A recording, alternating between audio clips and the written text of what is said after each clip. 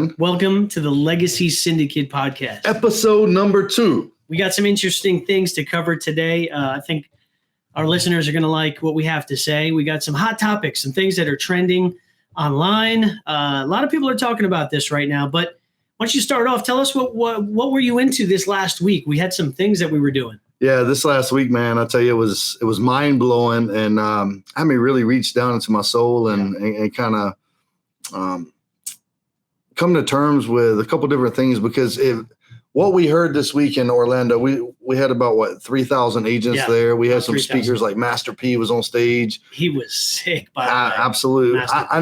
I have a newfound respect for him because I didn't know he actually went through some of that stuff, and the way he used some different financial tools that are outside of traditional financial strategies. And that's actually the industry that we're in. So it's kind of relieving to know that the wealthy do exactly what we teach middle-class America. Oh, yeah. And I think he was shocked because, for those of you who don't know, we were at a convention, a conference for our company, and we had a bunch of guest speakers there, some keynote speakers. Master P was one of them. But Master P, I don't really think if he truly understand where he was, but he was spitting the truth. He was talking exactly our language. He was talking about how he started his whole entrepreneurial journey because of life insurance. Yep. No limit records with his life insurance policy. Which I didn't know about in the very beginning until I just heard it, him speak about it, which blew my mind. It's the craziest thing, man. So this is what we've been doing for the past week. We've been going there to get poured into. We were there with the MD Cup getting poured into by multiple 6-figure, multiple 7-figure earners and some celebrities that have been through the journey that we're going through right now. So we were just learning, and we take what we learned, and now we're going to pour it right back into you guys. So get your pen and paper out and get ready to take notes. So we had who? Master P. Shantae Lowe, Olympic gold medalist. Shantae Lowe was sick. Her story, man, is... Oh, my gosh. Breast cancer and all that stuff. Well, just beating the odds. Well, think about what stood out to me the most there is she said when she was going to the Olympics, when they were introducing people, they introduced this girl with all their accolades. Everybody stood and cheered. And then they introduced her. Nobody knew who she was. So they were like, good job, good job, good job. But she ended up winning the Olympic gold medal. Yeah. So she solidified her name. Now everybody knows her name. Right. And then she went to her second Olympics, and then she was diagnosed with cancer. Yeah. And in the middle. She did it through chemotherapy. Correct. So in the middle of her chemotherapy treatment, she made a vow to. She was done with competing, but she said, I'm not doing this for me. I got to do this for all the women out there. Yeah. She didn't say a race. She said all the women out there, and to show them that if you dig deep enough and your why is big enough, that you can go out there and help change the world. She's such a good storyteller. Mm-hmm. The way that she brought us from her very beginning all the way until, what was she ended up winning, was it 4? Competing in 4 different Olympics, different medals, but a couple of gold medals. And every single time she competed, she had something going on in her life, whether she was just had a baby.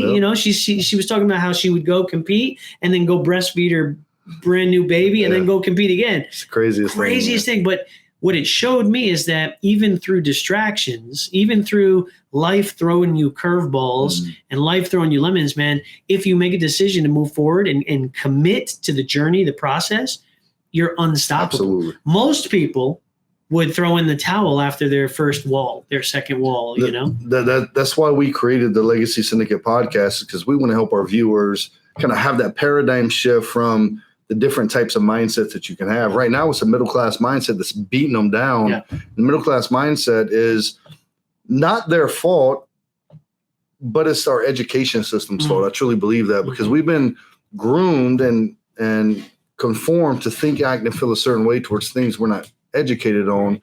And if we're spending 8 hours a day at the schoolhouse with our teachers and those influencers, and then we get home at 4 o'clock, our parents get home at 5 o'clock, we go to bed at 8, 9 o'clock. So we're spending double the time with our teachers and influencers at school than we are with our parents. Crazy. So that's why they're shaping and molding the mindsets of the youth. And that's where parents, fathers, mothers, you have to stand up and you got to speak out. if you want the next generation to thrive. Yeah. So we had Shantae, we had Master P. Who are the two other guys? Ed Slott. Ed Slott. Can you give us a quick intro on Ed Slott? Yeah, Ed Slott is he's an older guy too. He's an older guy. He's in the industry of taxes. Yeah. So he's the expert, the specialist when it comes to outpacing inflation, reducing the taxes that we have to pay to Uncle Sam. He's big on IRAs and stuff like that, right? Well, you know, Mark, there's 3 different ways that your money can grow. It's fixed in the bank account. It's variable, and variable just means your value can go up and your value can go down. Right. That's traditional retirement 401ks, IRAs, Correct. Roths. Correct. 529. And then you have tax-free. And the goal is not to have all of your money in the fixed or variable, but the goal is to diversify the tax buckets. That way you have the majority of your money in retirement in the 0% tax rate. Because with the current deficit or debt in America is over $31 trillion. There's only one of 2 ways to pay off that debt. That's either for our government to take budget cuts or to increase the taxes. So I'll let you choose which one you think our government's going to do. Yeah. Me personally, drop it in the comments. I think taxes are going up, and just the interest on the $31 trillion per day and per month. I mean, we almost defaulted last year for the first time ever. And they're talking about it again, either Correct. raising the ceiling or shutting down the government. Well, think about it. Jerome Powell, he said, we're going to keep raising the interest rates until inflation is back down to 2%. And I'll tell you what, right now, that's not going to be in the next 4 to 6 months. It's not at all. We raised, or not we, but Jerome Powell raised it 7 times last year. It went to an all-time high of 9.1%, and now it's at 6.5, 5-ish. So it's going to have to be another 6, 7, 8 times before it even gets down there. But what I don't want people to think is that, inflation is lower now, because it's lower from 9.1%, yes, but it's not where it should be. It's not where it should be. It should be normally hovering around the 2 to 3%. 2 to 3% is a healthy growth, healthy growth in the economy. Because that shows that the GDP is consistently moving forward and moving up, right? And there's no decline. Correct. Gotcha. And I'll tell you, we were been trying to look for an automobile for my son's 20th birthday. Oof. And he was getting approved, but it was like 27%, 32%. I'm like, good gracious. But that's just the times that we're in. Real estate interest rates are right now, if you got good credit, it's about 5.5%, 6%. Bad credit is about 8, 9%. But we think that's really high right now, but it's actually relatively low to what it was 20, 30 years ago. Correct. It was double digits. Correct. 20 years ago. So, and I don't, in the foreseeable future, next 3 to 5 years, I don't see interest rates falling in the mortgage department. Right. So I know real estate agents who are watching this right now, you're going to say, no, because your whole tactic, like you live and die by those home sales, and they need people to buy homes in order for them to make money and put food on the table. So they're saying, go ahead and get in the market and then just refinance when the interest rates drop. They're not dropping for another 5, 10 years, guys. Yeah. Okay. Dave Ramsey has the same philosophy. Buy now, just refinance later. Right. Like, get out of here with that nonsense. What's going to happen is people are going to suffer for the next interim, right? Next 3 to 5 years. That's the tough thing. So Ed Slott, and then the last one was Joseph Jordan. That guy, man, I'll tell you what, I felt like he was a grandpa sitting on the couch telling you stories of his life growing up, man. I love the way he also told stories, but the way that he told almost like case studies about his prior clients and how he helped his clients and stuff like that. What's a little bit about his background? Well, because I know you read his book, Living a Life of Significance, right? Fantastic book. Well, Joe Jordan, he impacted my life because when I first got started in the industry back in 2017, 2018, my first event that I did with our company was in Vegas. It was called the Builder's Land, and Joe Jordan was a speaker there. Yeah. And I loved how he took it from the head logically to the heart and made it emotional and was able to connect with another human being on an emotional level. So I started reading his book, Living a Life of Significance, and started really dissecting and becoming a student of our industry, the ins and outs of products and services and what it truly means to be a fiduciary.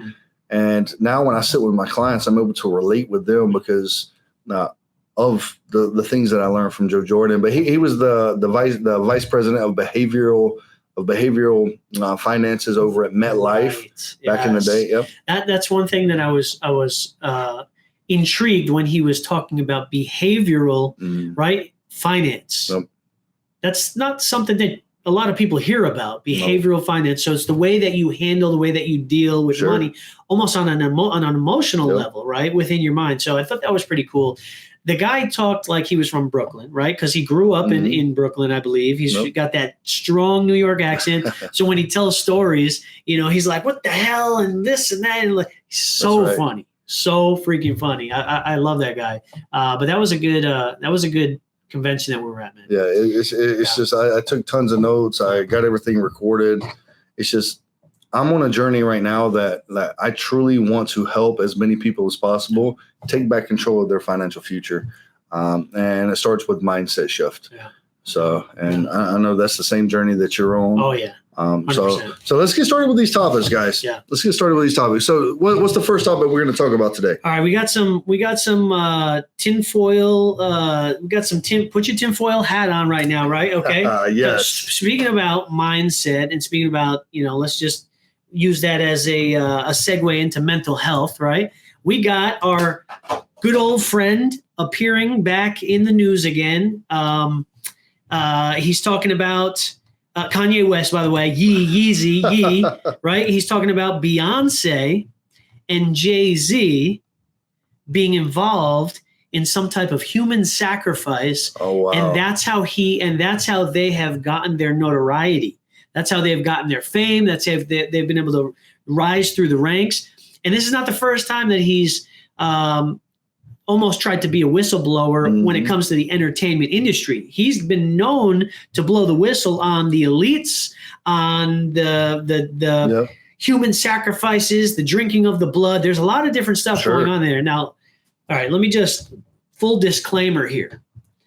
I agree with a lot of the things that he's saying, although they sound absolutely crazy. I've done my own research, and I've talked to a lot of people, and I've heard a lot of testimonies from people who were in the entertainment industry for a long, long time and who got out or who kind of separated themselves over the years, and they say the exact same stories.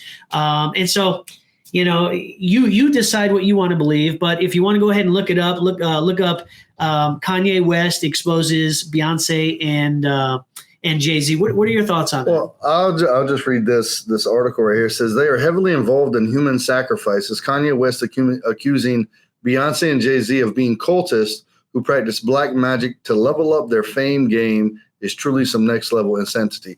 See, the thing is Mark, it goes back to our education system. We've been taught to think, act, and feel a certain way towards things we haven't been educated on. So these people are coming out with the truth, but people are calling them insane. Right. And now, obviously, some of the things are over the top. Sure. And they're not politically correct, and people just call them crazy or they. He says a lot of crazy things. He does, right? But there's a hint of truth to a lot of what he says. Like there is factual evidence of some of the things he says, but then he puts he embellishes. Well, they also call every conspiracy theorist just a conspiracy until it's actually proven to be legit. Until it's actually and then you never hear from the people that call them conspiracy theorists. Right. So now we don't agree with everything that Kanye says. Obviously, he's let a few really harsh things out of his mouth over the last year or so. But when it comes to this, guys, I've studied the industry of music and entertainment since I was a teenager. For a lot of you guys who don't know, I was a youth pastor, young adult pastor, and that was a huge topic of conversation with our youth and our young adults was secular music versus Christian music and what the differences is. And so we did study after study after study about how deep the rabbit hole really goes when it comes to secular music. And secular music is like the hip hop industry, the rock, the heavy metal industry, and all that type of stuff, because stories about like rock legends. Who's the guy that bit off the head of the bat? Like those types of things, right? Well, think about this, Mark. A lot of that's true stuff. If you look at a lot of the performers out here, at the end of their performance, they're always holding up the Illuminati sign. Sure, they're going like this. Correct. Beyonce and Jay-Z, they're very famous for doing that. Of course, the whole entire career. They're doing that at Super Bowl performances. You even see if you're not looking for it, you're not going to notice it, but it's there. But it's speaking to our subconscious mind, and it's grooming us to think and to think it's okay to do that stuff. Now, you got rappers out there talking about they're putting pieces of their blood in their shoe. Right. Creating songs about like riding the devil. And like, it's crazy stuff. Speaking about riding the devil, man, did you see the Grammys? Probably not, because you don't watch TV, but I didn't watch it either. I heard about it, though. I saw clips of it. Matter of fact, it was going on during our convention, right? Mm-hmm. I believe his name is Sam Smith. Okay. Sam Smith's a entertainer. He had a lot of famous songs out there, but he did an entire show as if he was the devil, all in red and blood, sacrificing. It was horrific. I saw a couple clips. But they loved it. But the crowd went freaking crazy because of it. And CBS, the official Twitter channel, the official Twitter account of CBS, in one of the kind of tweets that they put out, they commented, "We are ready to worship." I see it right here. CBS tweets about being ready to worship. Satanic Sam Smith raises eyebrows. Think about that for a second. Compromised by evil. Think about that for a second. That's how we are ready to worship. How blatant is that? We're ready to worship what? You're ready to worship the devil because Sam Smith is acting as the devil, right? Interesting. And we know, we know that people do some of these things for shock value, right? We know. Remember, little Nas X? He did the whole devil. He did a whole music video on him being the devil and coming out as homosexual and all that different stuff. So a lot of these guys do it as shock value, but I think where Kanye West comes in and he's shedding a little bit of light on this is, although they're doing it for shock value, there's some type of truth behind what they're doing, whether making some type of vow or selling their soul to the devil. I mean, do you remember when you were growing up, ever hearing about Jimi Hendrix, when he used to point his guitar to the east, to the south, to the west, to the north? And what people said was he was summoning demons. And so his eyes would roll back of his head. He would do his crazy guitar riff. But as I studied that growing up, he did certain things that the average person wouldn't really know about. But if, like you said, if you're looking for it, you know exactly what he's doing. Absolutely. And there's a lot of people out there that are doing it. So I don't put it past Beyoncé and Jay-Z. They're probably the most famous entertainers and most paid entertainers. Think about the influence they have on the next generation of kids growing up. Yeah. So I don't doubt that they have some type of connection. There was actually a really bizarre thing with Megyn Kelly and Machine Gun Kelly, I think it was. No, Megan Fox. Megan Fox. They were drinking each other's blood. Bro. Yeah. They openly admitted it on a YouTube interview. I think it was with Vogue or something like that, where they said, yeah, we occasionally drink each other's blood. Come on, guys. Let us know in the comments. What are your thoughts about that?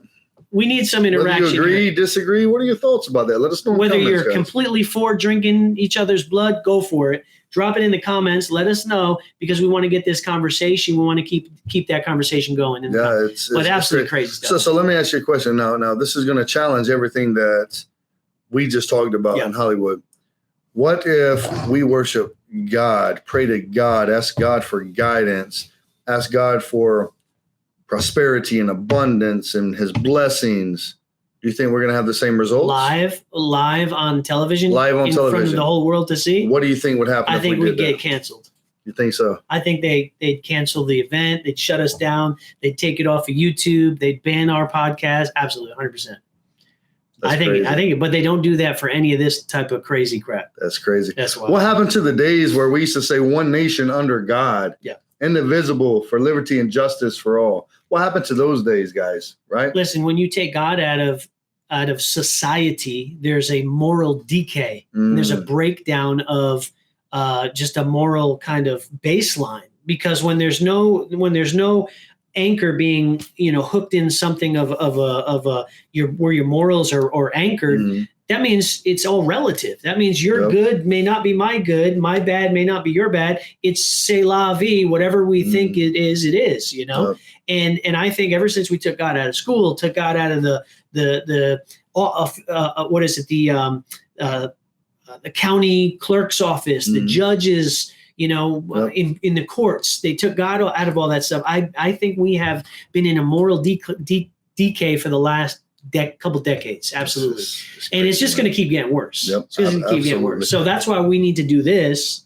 And that's why we need to band together our brothers and help raise each other's identity to the next level. That's it. Help each other in our mindsets, in our spiritual life, in our physical life.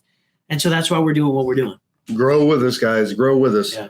It's we just want to bring insight. We want to talk about some of the current events. We want to give our takeaways and maybe help you process through some of the things that you're going through, some of the thoughts, some of the emotions, maybe some physical characteristics that you're going through or challenges in life.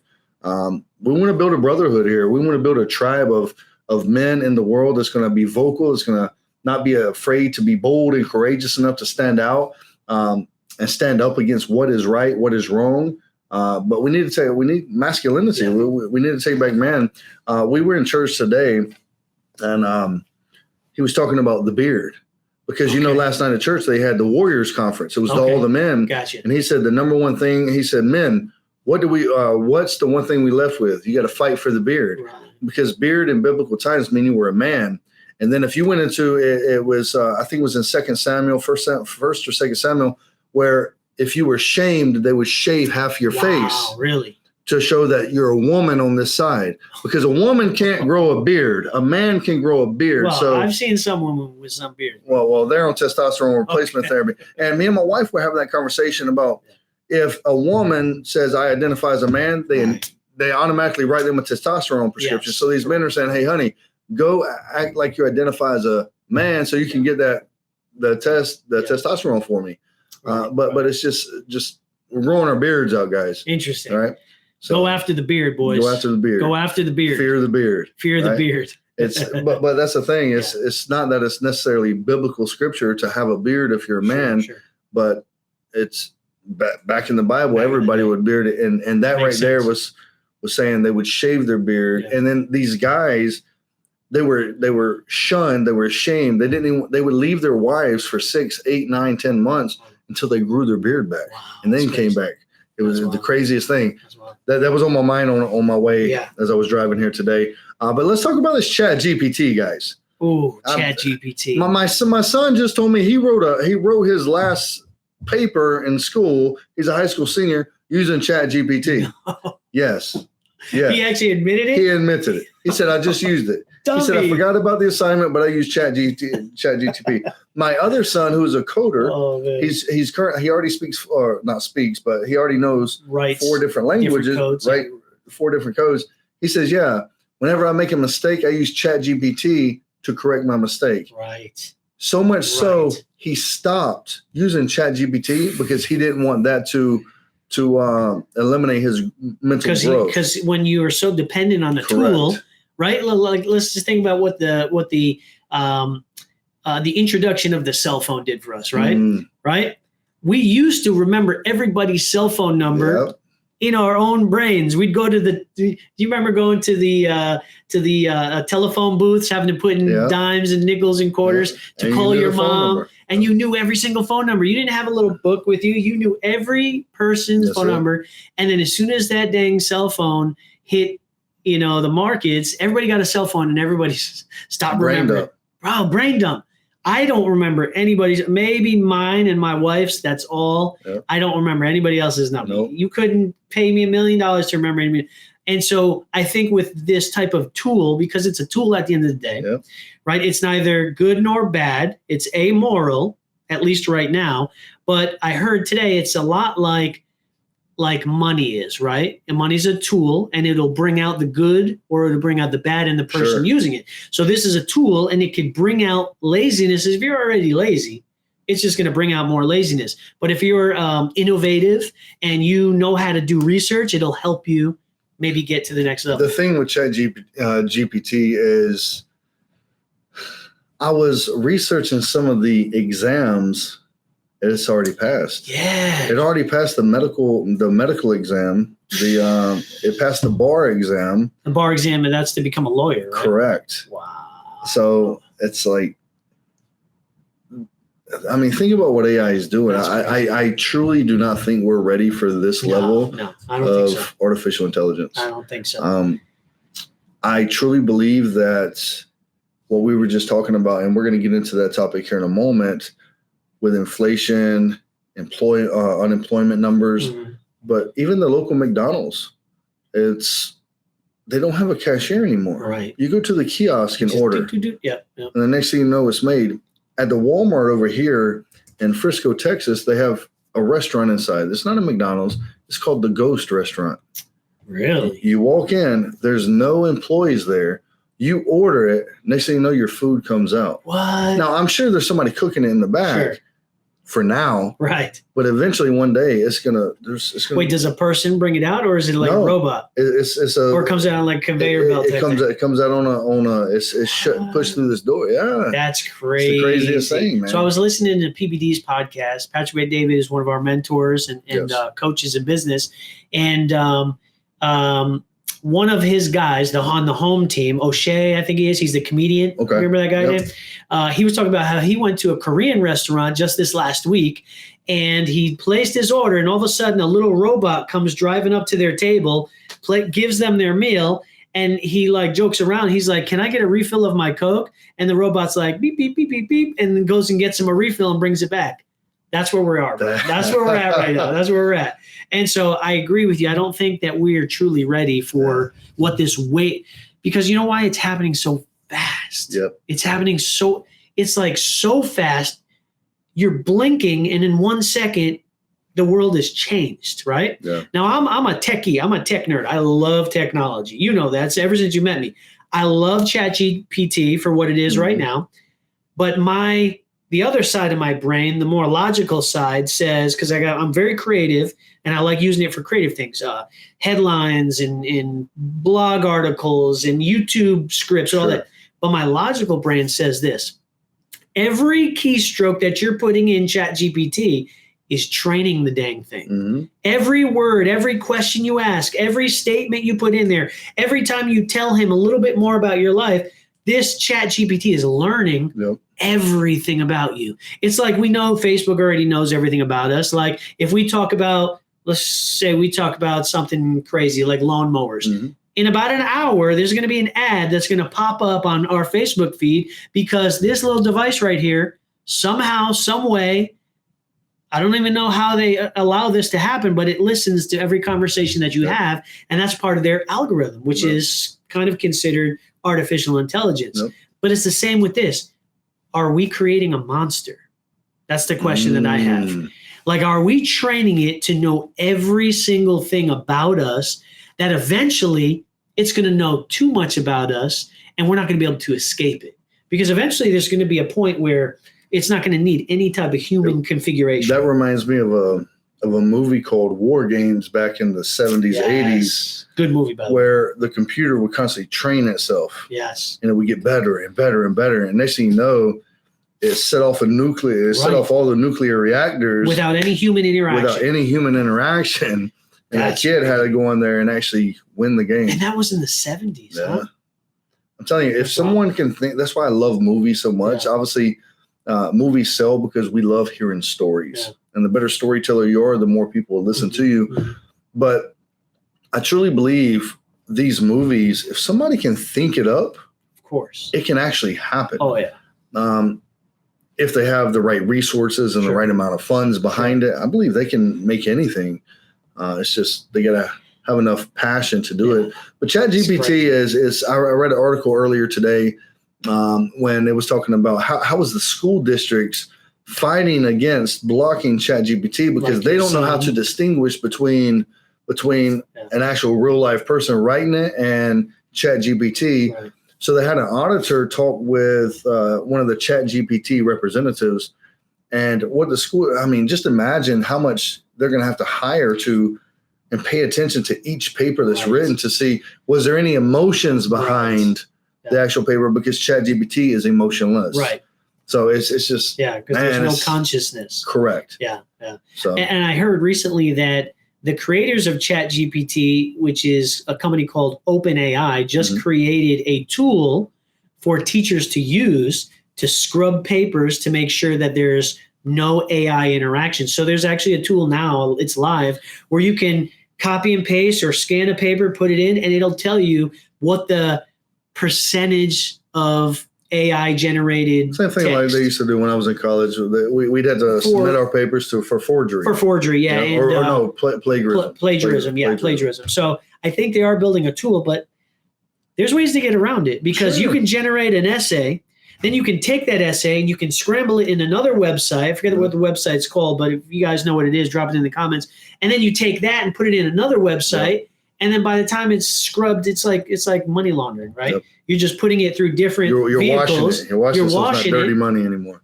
By the third time you scramble it and reword it, you're getting away with complete auto-generated, AI-generated essay. So think about this, Mark. Google owns business marketing. Google just came out with a competitor to ChatGPT. I heard about that. It's called. It's going to be called. It's called Bard. Bard, right? Bard. Yep. And their language model that they're basing it after is called Lambda. So Lambda, yeah. So I heard. Did you hear about the article that Google just lost $100 million because of the mistake that it made? So Google just lost $100 billion with a B. That's crazy. $100 billion because during a test, somebody put in a prompt and asked it a question, and it gave false information.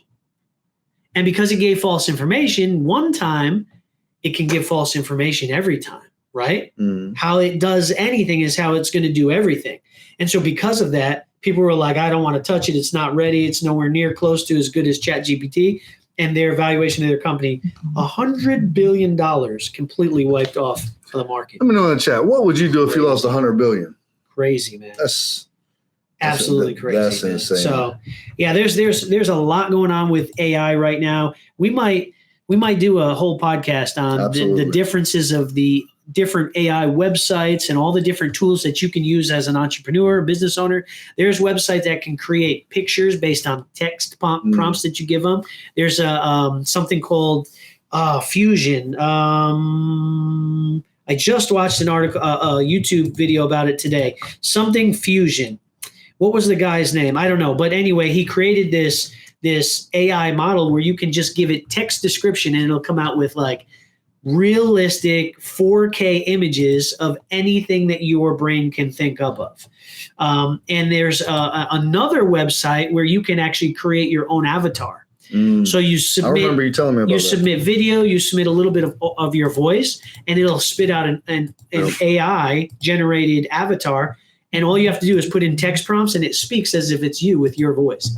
Crazy, man. Insane. But it's happening so fast. This all just came out within the last couple months. So guys, get ready. AI. If you've been ever heard that AI is going to replace your job, don't say it's crazy. Get ready for it. Whether you're a truck driver, guess what? They already got self-driving trucks. Now, if I was a truck driver, what I would be doing is saying, what knowledge, skills do I need to have to be able to operate those trucks? Yeah. Okay. You got to start thinking 5 and 10 moves ahead instead of just the next payday. Right. Okay? How can you become a better employee? Correct. A better business owner? Correct. Yeah. You always got to be thinking the next steps. Pretty soon you're not even going to be a waitress. You're going to have those robots coming out presenting food to you. Yeah. So start paying attention, guys. Right? Don't research everything. Pay attention to what's coming out, but don't just dismiss it as if it doesn't exist. Ignoring a problem doesn't provide the solution to it. Okay. So let's talk about something else because I don't know. We're in the money industry. Yeah. And something that's been weighing heavy on my heart the past 3 or 4 years is when clients come to us talking about, hey, I'm losing. And I'm tired of losing my hard-earned money that I worked so many years for, and it's just being wiped away like that. Yeah. And there's been 37 recessions since the Great Depression. Wow. And those recessions, they span every 7 to 8 years. And we think about 2000, 2001, 2002, the dot-com crash. Yeah. Remember, we thought the world was going to end. Sure. I think we're old enough to remember that. Remember Y2K? Y2K. They couldn't put the extra zero on the computer system, right? Man, that was a crazy time. So that was a total of 40% market loss. Yeah. And then everybody took that 46% market loss, and then they were building their money back. So they were playing catch up. And then what happened in 2008? The subprime market loans or subprime mortgage loans, right? Yep. No income, no job approved. They were selling ninja loans to everybody's mama at almost 0% interest rate. I got one. As soon as we got married, we got a ninja loan. Yeah, we got one too. We bought a two-family duplex, a two-family home, rented out the bottom floor. We lived in the top floor, and it was right at the cusp. We maybe 2006. We were in it for a year, and then it started to get real crazy. Adjustable mortgage rate changed. Our interest rate went up, skyrocketed. The tax rate went up. Our mortgage payment was like $2,500 more than originally it was. The tenants moved out unexpectedly from the bottom floor, leaving us with their rent payment. So we had $4,000+ on our hand that we couldn't afford. We had to short sell the house. And then when the market dropped 58.67%, so now you're putting good money into a bad product. Right. So a similar thing happened to us. We bought a $310,000 condo in Chicago, Illinois, $315,000 condo through Bank of America. This was July of 2007.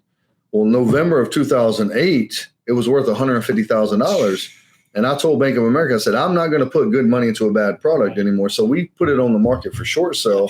So for 12 months, nobody ever came to look at it. I just looked at the same condo, the same exact condo.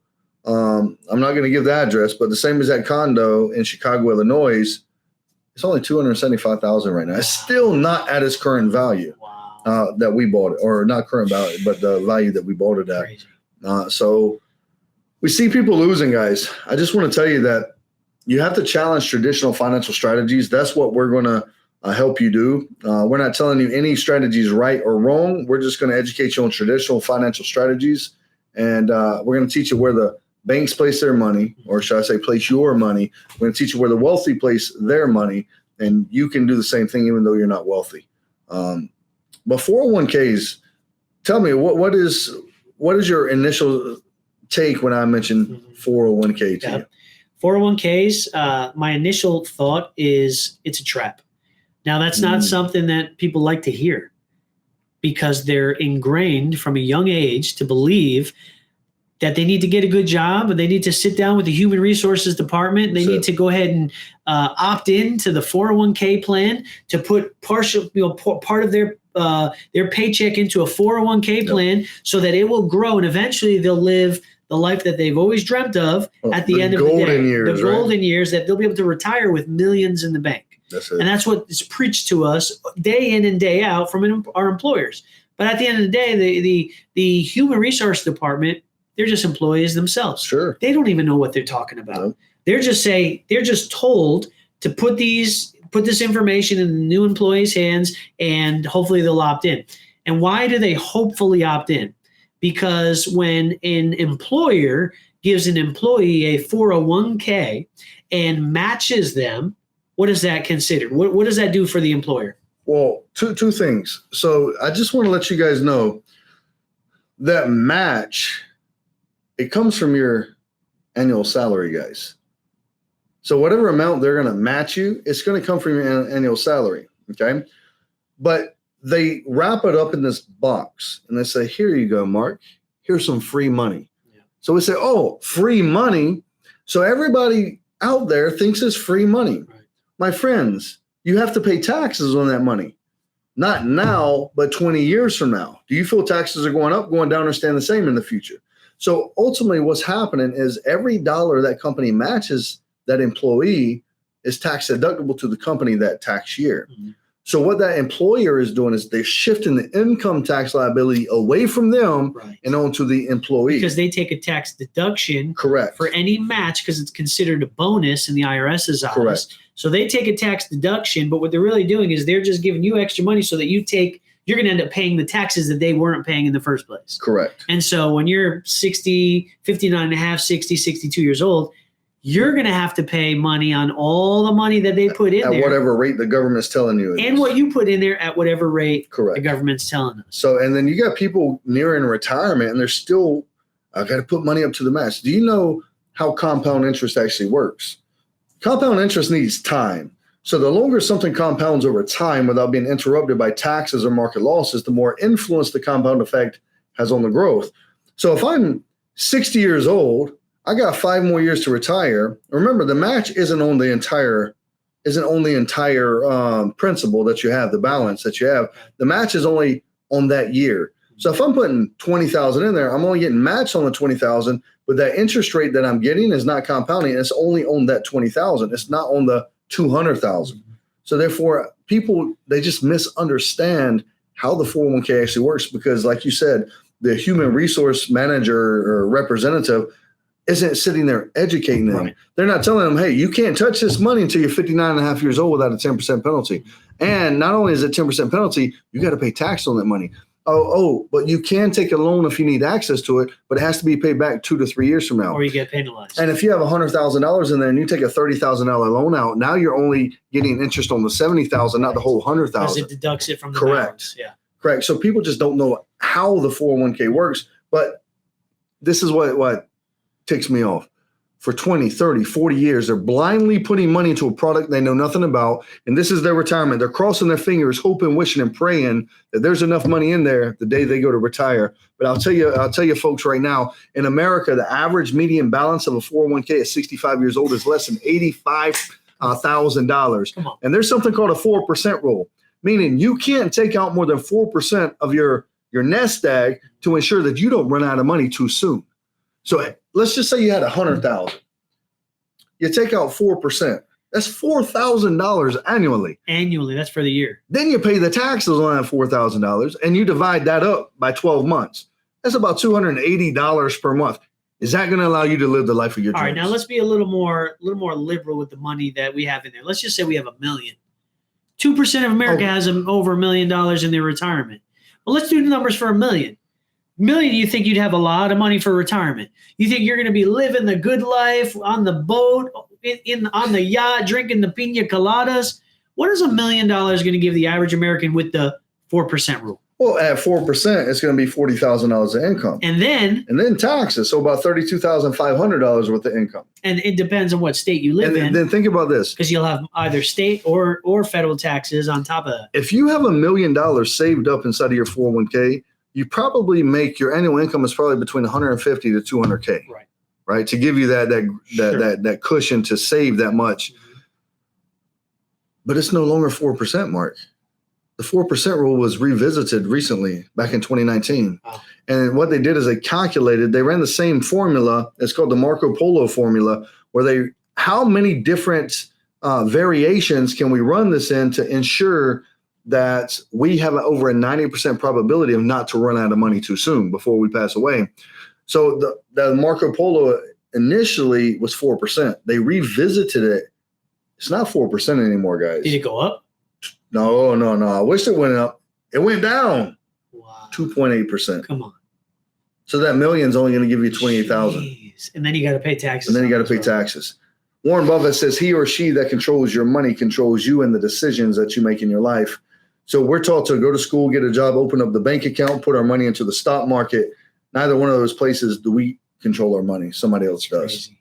So we got to really start getting educated, guys. Be open. Have an open mind and a receptive heart, guys, to learn these different alternatives to traditional financial strategies. That way you can take back control of your financial future for generations to come. Yeah. So it's 401ks, man. This is where people's life savings are, and they don't even know it's about to be taken from them. Who's the guy that created the 401k? Bill. Was it Ted Bennett? Right? Ted Bennett. Ted Bennett. He said on an interview that the 401k was actually a mistake. Did you know that? So that he said that it was actually a mistake. It was never ever meant to be a long-term retirement plan. It was just meant to be a hedge of supplement some income. So during high for the taxation. wealthy, it was a tax shelter for the wealthy to put some extra income into. Because in the 70s, what was the tax rate? It was 73%. High tax rate. So people like you and I were saying, we don't want to pay taxes. So the government partnered with Wall Street and they created something called a defined contribution plan. You may know it as a 401k. And they said, okay, you're not going to have to pay taxes on the $500 that you're saving today, but you're going to pay taxes on the $500,000 20 years from now. And we said, shoot, as long as we don't have to pay tax on that $500, we're good. Yeah. And then the government, old Uncle Sam, says, hey, listen, Johnny, I made some bad money moves. I sent billions of dollars over to a war that we didn't belong in. We just sent over 400 million in 31 Abrams tanks. I'm going to have to raise the tax. Instead of having 25% ownership of your 401k, now I need 35% ownership, and there's nothing you can do about it. My friend, the government controls your 401k. It's time for you to take back control of that money. That's a bad Take no more market losses. That's a bad business deal, man. Well, imagine this, Mark. Imagine if I bumped into you here in downtown Dallas, and I said, Mark, we have a mutual friend that said you have that you're keeping your business options open. I have a business proposition for you. You put up all the money. You take all the risk. If the market goes up, we profit. You split profits with me. Okay. But if the market goes down, you take all the losses. Mm.